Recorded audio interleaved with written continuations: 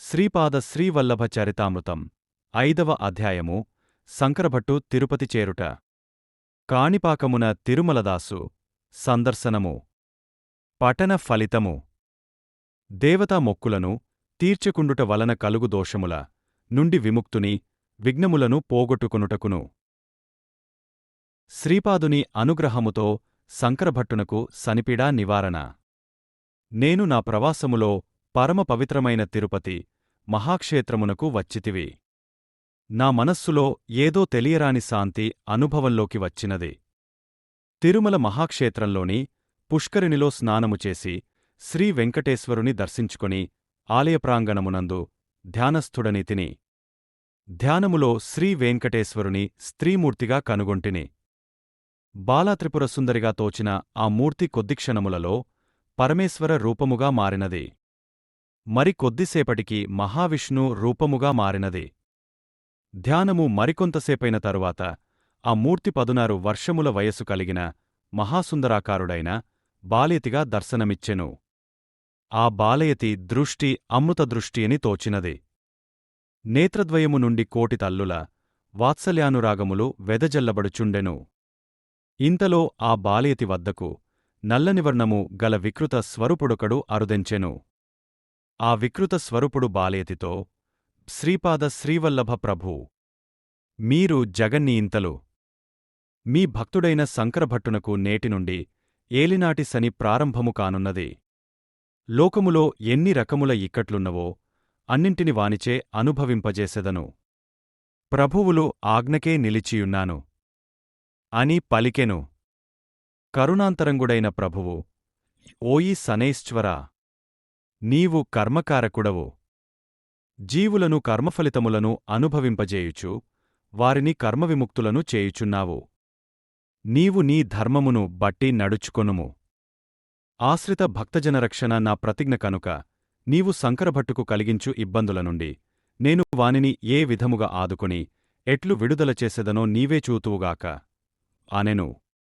శ్రీపాదులు శనైశ్వరులు ఈ రకముగా సంభాషించుకొనిన తదుపరి ఇద్దరునూ నా ధ్యానము నుండి తొలగపోయరే. తరువాత భగవన్మూర్తిని ధ్యానించుట దుస్తరమాయెను.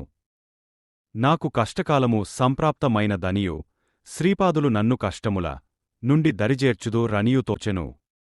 నేను తిరుమల నుండి తిరుపతికి వచ్చితిని. తిరుపతి వీధులలో ఇచ్చవచ్చిన రీతిన పోవుచుంటిని. మనస్సు చంచలముగా ఉన్నది. ఒక క్షురకుడు నన్ను బలవంతముగా ఆపుచేసి, నీవు 20 సంవత్సరముల క్రితము ఇంటినుంచి పలాయనము చిత్తగించిన సుబ్బయ్యవు కాదా? నీ తల్లిదండ్రులు బెంగపడియున్నారు. నీ భార్య రజస్వరాలైనది. ఆమె ఈడేరినది. కనుక నీవు ఆమెను ఏలుకొని పిల్లాపాపలతో సుఖముగా ఉండవలసినది అని గర్జించి మాట్లాడెను. అంతట నేను, అయ్యా, నేను శంకరభట్టు అను కన్నడదేశ బ్రాహ్మణుడను. బాటసారిని. పుణ్యక్షేత్ర సంచారము చేయుచూ వచ్చిచుంటిని. దత్తభక్తుడను. శ్రీదత్త ప్రభువులు శ్రీపాద శ్రీవల్లభ నామరూపములతో అవతరించినారని విని కురుంగడ్డకు ప్రయాణమై పోవుచున్నవాడను. పరమపవిత్రమైన గాయత్రిమీద ఒట్టు. నేను బ్రహ్మచారిని. నేను మీరు అనుకొనున్నట్లు మంగలి సుబ్బయ్యను కానేకాను అని పలికితిని. కాని అతడు నా మాట వినువాడు కాడయ్యేను. అచ్చట చాలామంది జనులు పోగుపడిరే. అందరునూ నన్ను తలొక విధముగా నిందించసాగరే. నన్ను సుబ్బయ్య అనువాని ఇంటికి తోడ్కొని పోయరే. సుబ్బయ్య తల్లిదండ్రులు నన్ను తమ కుమారునిగానే భావించి ఎన్నో విధములుగా నన్ను బ్రతిమాలుచూ తమను విడచిపోరాదనియూ రజస్వల అయిన భార్యను విడచిపోవుట మహాపరాధమనియూ ఎన్నో బుద్ధులు చెప్పసాగరే. వారిలో ఒకడు సుబ్బయ్య గెడ్డము మీసములతో పీడగొట్టుకుని పోయినాడు. వీనికి క్షురకర్మ చేసిన ఎడల పూర్వపు కళ వచ్చునని సెలవిచ్చెను. నేను ఎన్నిమార్లు సుబ్బయ్యని కానని చెప్పుచుండినను వారు వినరయ్యరే. బలవంతముగా నాకు క్షురకర్మ చేయబడెను. నున్నగా గుండె గీసిరే. గెడ్డము మీసములను తీసివేసిరే. నా మెడలోని పవిత్రమైన యజ్ఞో పవీతమును కూడా తీసివేసిరే. నా కోసము వారికి తెలిసిన బుతవైద్యునొకని రావించిరే. అతడు చిత్రవిచిత్రమైన వేషధారణ చేసియుండెను. భయంకరములైన అతని చూపులచే నా హృదయమునందు కోతపడినంత బాధ కలుగుచుండెను. నన్ను కట్టివైచి కత్తితో నా గుండున గాయమునేర్పరచిరే. దానిపై నిమ్మకాయ రసము, మరి ఇంకను వివిధములైన రసములు పోయబడినవి. నేను భరించలేని బాధను అనుభవించుచుంటిని. ఇల్లు వదిలిన తరువాత సుబ్బయ్యను బ్రాహ్మణదయ్యము పట్టెననియు, అందుచేత ఇతడు జందెము ధరించి మంత్రములను వల్లించుచుండెననియూ తేల్చిరి. తిరుపతిలోనున్న బ్రాహ్మణ్యము కూడా మిన్నకుండిరి. నగరమునకు వచ్చిన బాటసారి సుబ్బయ్యయే అనియు అతనిని బ్రహ్మరాక్షసుడొకడు ఆవహించి ఉండెననియూ తలచిరి. నన్ను ఆవురిలోని బ్రాహ్మణ పెద్దల వద్దకు తీసుకొనిపోగా, నేను కన్నడ దేశీయుడైన స్మార్త బ్రాహ్మణుడనని, భారద్వాజ గోత్రికుడనని, నమక చమకములు వచ్చునని, సంధ్యావందనము చేసుకుందునని తెలిపితిని.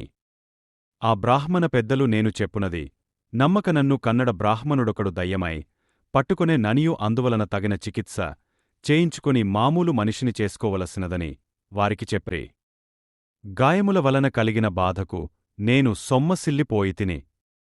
నా రోదన కేవలము అరణ్యరోదనము మాత్రమే అయినది. స్పృహలోనికి వచ్చునప్పటికి నా ఎదురుగా నన్నుపోలిన నల్లటి తేజస్సు గల వికృతాకారుడొకడు కూర్చునియుండుటను నేను గ్రహించితిని. అతడు నాతో మారు మాట్లాడక నాలో కలిసిపోయెను. నాతో తదాకారమై పోయెను. ఏలినాటి శని ప్రభావము వలన నా జాతకము తారుమారు అయ్యెననియూ, 7.5 సంవత్సరములు నాకు మహత్తరమైన కష్టకాలమనియూ, నన్ను రక్షించగలవాడు శ్రీపాద శ్రీవల్లభులు ఒక్కరే అనియూ నా మనస్సునకు తోచెను. అంతటి బాధలో కూడా నేను మనస్సులో శ్రీపాద శ్రీవల్లభుల స్మరణము చేసుకొనుచుంటిని. శ్రీచరణుల నామస్మరణము చేయుకొలదిని నాలోని బాధ తగ్గుముఖము పట్టుచుండెను. భూతవైద్యుడు మాత్రము కోళ్లను, మేకలను బలి సమర్పించి చిత్రవిచిత్రమైన పూజలు చేయుచుండెను. నాకు పథ్యముతో కూడిన ఆహారము ఈయబడుచుండెను. సుబ్బయ్యకు బ్రాహ్మణదయ్యము పట్టినది గనుక శాకాహారము ఈయవలసినదని మాంత్రికుడు తీర్మానించెను. నాచేత మాంసము కూడా బలవంతముగా తినిపించబడునేమోయని ఎంతయో కలత చెందితిని. కాని శ్రీపాదులవారి అనుగ్రహము వలన నాకు శాకాహారము ఈయబడుట వలన కాస్త మనస్కు ఊరట కలుగుచుండెను. 3 రోజులు నేను తీవ్రమైన నరకబాధను అనుభవించితిని. అంతటి నరకబాధలోనూ నేను శ్రీచరణుల స్మరణ మానకపోవుట వలన 4వ రోజు నుండి బాధ అనుభవములోనికి వచ్చుట మానివేసెను. శరీరముపై చిత్రవిచిత్రములైన ప్రయోగములు చేయబడుచుండెను. మాంత్రికుడు కొరడాతో దెబ్బలు కూడా కొట్టుచుండెను. శ్రీవల్లభ శరణు శరణు అని బాధతో విలవిలలాడిపోయితిని. శ్రీదత్త ప్రభువును అనన్య భక్తితో సేవించువారికి నరకబాధలెట్లుండును? అంతలోనే విచిత్రమూ జరిగెను. నా శరీరముపై కొరడాదెబ్బలు పడినను నాకు ఇసుమంతయేనను బాధ కలుగలేదు. అయితే మాంత్రికుడు మాత్రము విలవిలలాడిపోయెను. అతడు నన్ను కొట్టినప్పుడు దెబ్బల బాధ యొక్క అనుభవము వానికెందుకు కలుగుచుండెనో వానికి అవగతము కాకుండెను. అతడు నావైపు వెర్రీ చూపులు చూచుచుండెను. నేను శ్రీచరణుల దివ్యలీలను గమనించి నవ్వుకొంటిని. నేను పత్యాహారమును తినుచుండినను అది నాకు చాలా మధురముగా నుండెను. నేను కడుపారా భోజనము చేయసాగితిని. భోజనము శ్రీపాదులు అనుగ్రహప్రసాదమను అభిప్రాయముతో భుజించుచుంటిని. అయితే మాంత్రికుడు తనకిష్టమైన కోళ్లు, మేకలు భుజించుచున్నను అది విషాహారముగా తోచుచుండెను. అతని ఆరోగ్యము క్షీణించుచుండెను. అంతటా అతడు నన్ను బాధించుటమాని కేవలము మంత్రములు, పూజలు మొదలైన వానితో కాలక్షేపము చేయుచుండెను. నాకు వైద్యము మొదలు పెట్టిన 5వ రోజున అతని ఇల్లు కాలిపోయెను. ఆ ఇంటిలో నిప్పు రాజేయకపోయినను ఇంట్లో అందరును చూచుచుండగనే అగ్ని జనించి క్షణములో భస్మీపటలనుయ్యెను. 6వ రోజున అతడు బిక్కముఖముతో సుబ్బయ్య ఇంటికి వచ్చి సుబ్బయ్యను పట్టిన బ్రాహ్మణదయ్యము మాంత్రికుడని తాను వైద్యము చేయుటవలన ఆ బ్రాహ్మణదయ్యము తన ఇంటిని మాంత్రిక ప్రయోగముతో దగ్ధము కావించెననియూ, భేతాళుడు మొదలైన అనేక క్షుద్రశక్తులను ప్రసన్నము కావించుకొనుటకు అనేక పూజలు చేయవలెననియూ, దానికి విశేషమైన ధనము కావలెననియూ సూచించెను. వైద్యము చేయుటవలన ఫలితము ఏమీ లేదనియూ మాంత్రికుడు ధనాసతో ఈ రకమైన సూచనలు చేయుచున్నాడనియూ నాకు తెలియును. అందుచేత విధి విధానమునకు తల ఒగ్గి సుబ్బయ్య భార్యను నా భార్యగా స్వీకరించవలసి వచ్చిన ఎడల అంతకంటే దురదృష్టము నమ్మకద్రోహము మరియొకటి ఉండదని నాకు తోచినది. విధి నా జీవితముతో ఇంత క్రూరముగా ఎందుకు ఆడుకొనుచున్నదో తెలియక నా గుండెలో రంపపుకోతను అనుభవించుచుంటిని. నేను సుబ్బయ్య తల్లిదండ్రులతో ఇట్లంటిని: జననీ జనకులారా, మీరు ఉన్న చర స్థిరాస్తులన్నింటినీ విక్రయించి ఈ మాంత్రికుని మాయాజాలములో పడవద్దు. నా ఆరోగ్యము బాగానే ఉన్నది. నేను మిమ్ములను తల్లిదండ్రులుగానే భావించుచున్నానని పలికితిని. అంతటితో నాకు మాంత్రికుని నుండి విడుదల లభించినది. సుబ్బయ్య తల్లిదండ్రులు ఎంతగానో ఆనందపడిరి. వారి కండ్లలో తొణికిసలాడే ఆనందమును గమనించి నా కండ్లు కూడా చెమర్చినవి. పరస్త్రీ మాతృసమానం కావున మిగిలి ఉన్న ప్రమాదము నుండి నన్ను రక్షించి ధర్మచ్యుతుని గావించవద్దని దీనముగా మనసులోనే శ్రీపాదులను ప్రార్థించుకొంటిని. నాకు వైద్యము ప్రారంభమైన 7వ దినమున నాకు పరిచర్యలను గావించుచున్న సుబ్బయ్య భార్యను చూచి ఇట్లంటిని: నా గురించి నీవేమనుకొనుచున్నావు? నేను నిజముగా సుబ్బయ్యనే అని నమ్ముచున్నావా? అందులకు ఆమె నాకు 2 సంవత్సరముల వయస్సులో వివాహమైనది. ఇప్పుడు నా వయస్సు 22 సంవత్సరములు. మీరు నా భర్త అవునో కాదో అనునది ఆ పరమేశ్వరునికి తప్ప మరెవ్వరికీ తెలియదు. నూతన యవ్వనమందు ప్రవేశించిన భార్యను చూచిన మగవాడు ఎవ్వడునూ స్థిమితముగా ఉండజాలడు. మీరు ఇన్ని బాధలు పడుచున్నను నన్ను భార్యగా భావించలేదు, కనీసము తాకనేనా లేదు. ఇది ఉన్నతమైన సంస్కారము కలవారికే సాధ్యము. మీ గురించి నాకు ఏ విధమైన అభిప్రాయమునూ లేదు. కులాచారము ననుసరించి ధర్మముగా జీవించదలచితిని. మీరు నా భర్తయే అయినచో ఈ చరణదాసిని విడువకుడు. కాని పక్షమున నా భర్త పలాయనమీ 20 సంవత్సరములు అయిన కారణమునను అసలు ఊహే తెలియని వయసున వివాహమైన కారణము చేతను నన్ను మీరు భార్యగా స్వీకరించవచ్చును. నేను మీ చరణముల అడుగుజాడలలోనే నడచుకొందును. మీరు సదా స్మరణము చేసుకును శ్రీపాద వల్లభులు ఎవ్వరు? వారు సద్గురువులైన ఎడల ఈ విషమ సమస్యకు ధర్మసమ్మతమైన పరిష్కారము చూపమని నేను కూడా ప్రార్థించెదను అనెను. ఆమె వాదము నాకు యుక్తియుక్తముగానే తోచెను.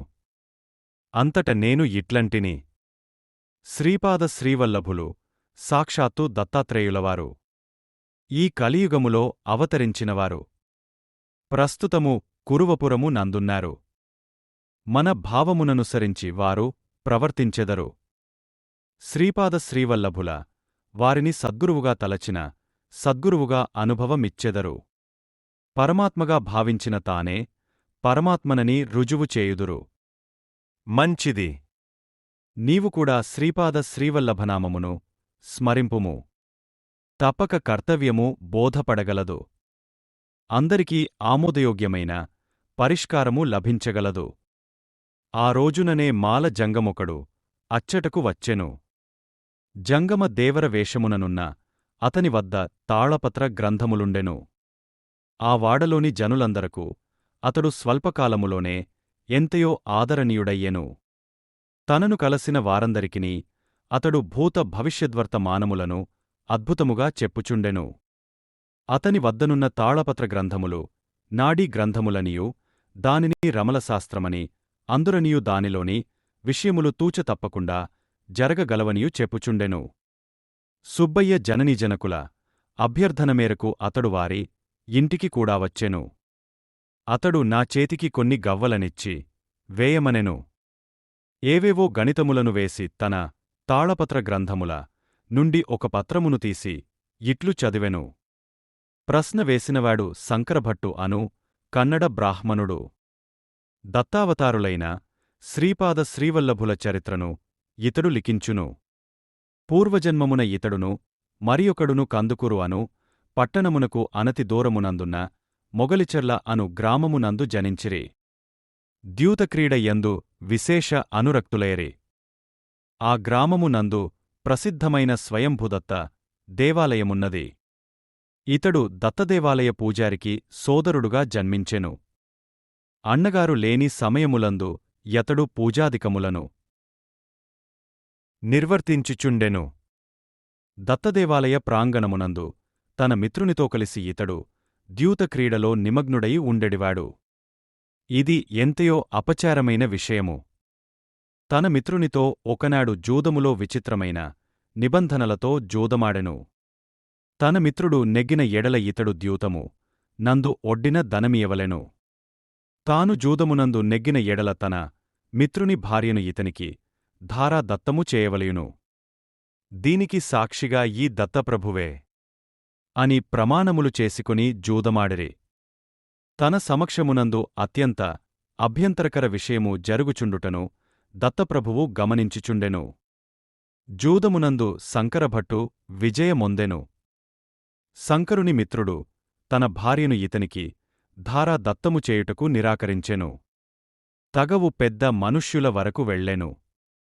కులపెద్దలు సమావేశమై పవిత్రమైన దత్తప్రభువు సమక్షములో ఇంతటి అకృత్యము జరుగుట సహింపరాని విషయమనియు పరస్త్రీ యందు మరులుగలిగ ఆమెను వక్రమార్గమున పొందగోరిన ఇతనికి నెత్తిమీద వేడివేడి నూనెను పోయవలెననియూ జూదమున తన భార్య నొడ్డిన ఇతని మిత్రునికి నపుంసకత్వము వచ్చులాగున అంగచ్ఛేదనము చేయవలెననియూ ఆ విధముగా చేసిన తదుపరి వారిరువురిని గ్రామ బహిష్కారము చేయవలెననియూ తీర్మానించి వారి తీర్మానమును అమలుపరిచిరి.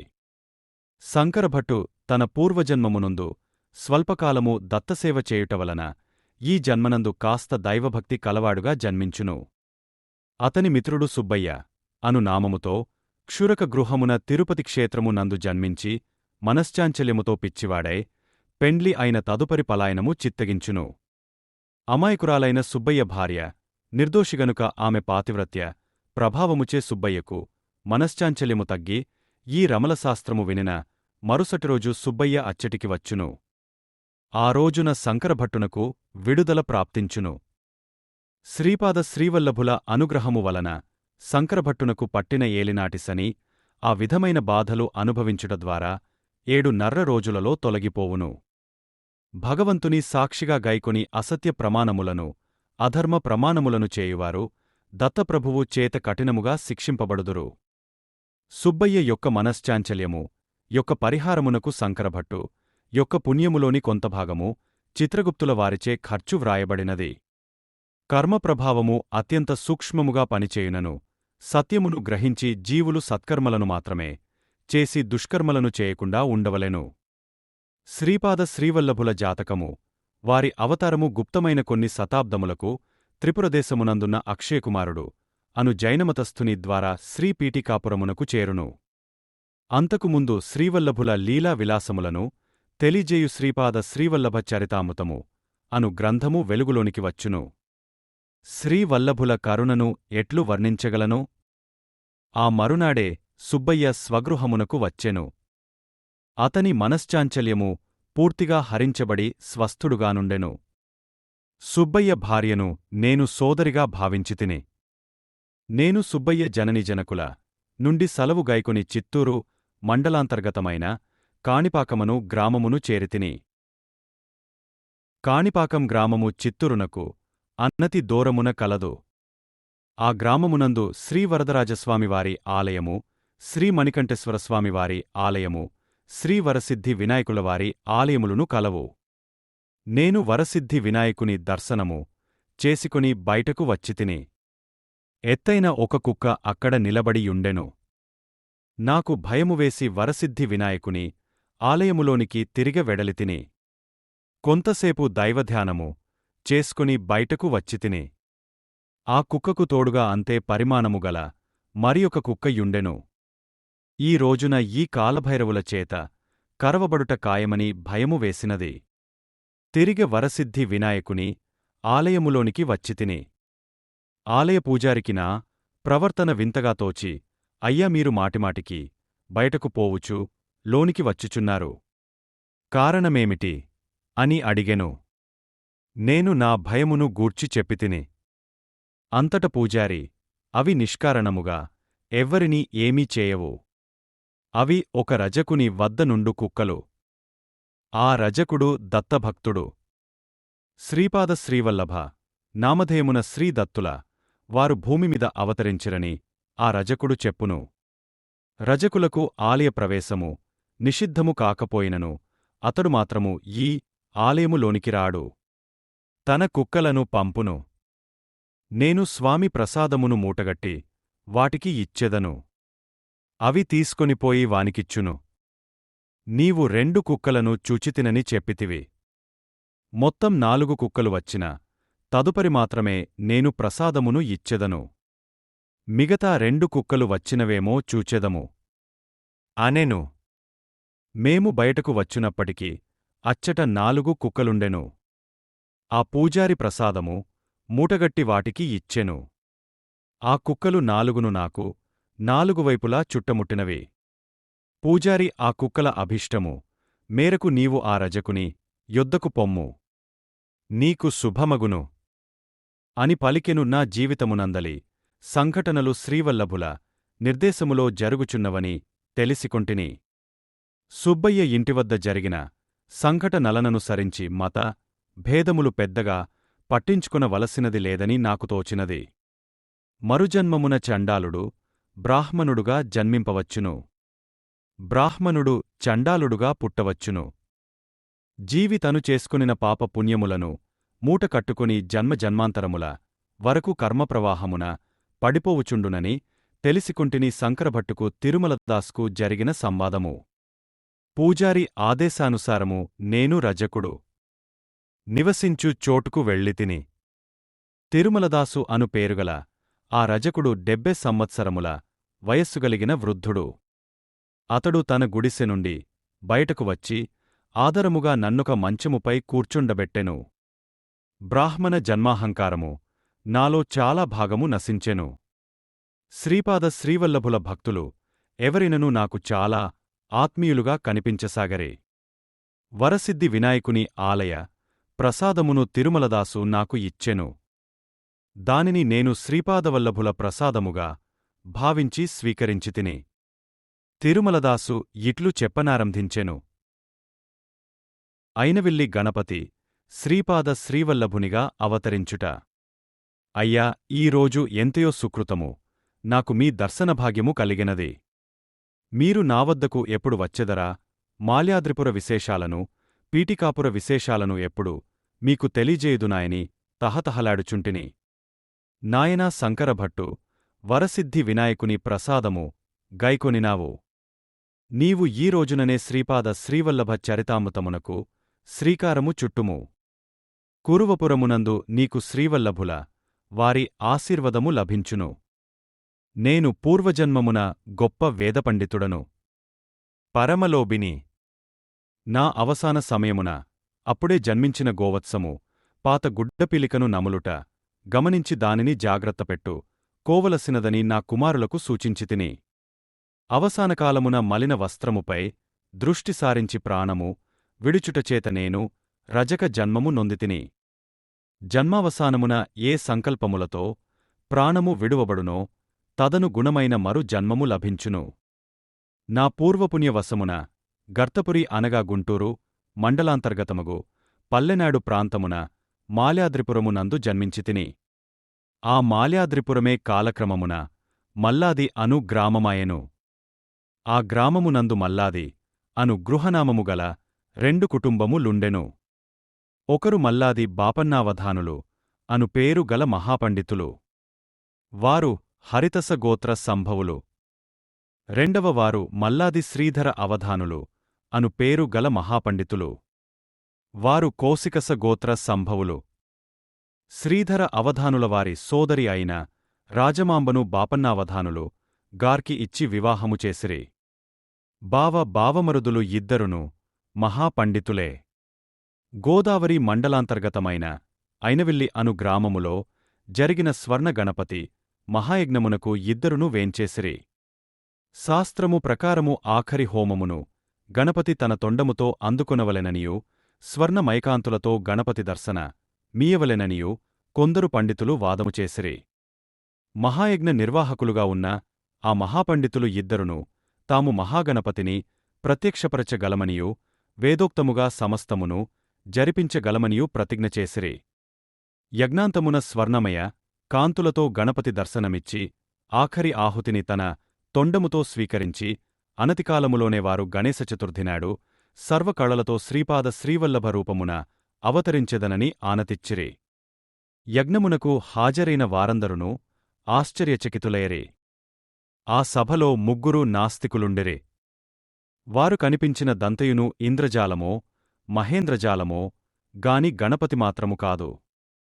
అట్లైన మరియొక పర్యాయము నిదర్శన మీయవలయును అని వాదించిరి. కాణిపుర వినాయకుని మహిమ. అప్పుడు హోమగుండము నందలి విభూతి మానవాకారము ధరించినది. తదుపరి అది మహాగణపతిగా రూపొందినది.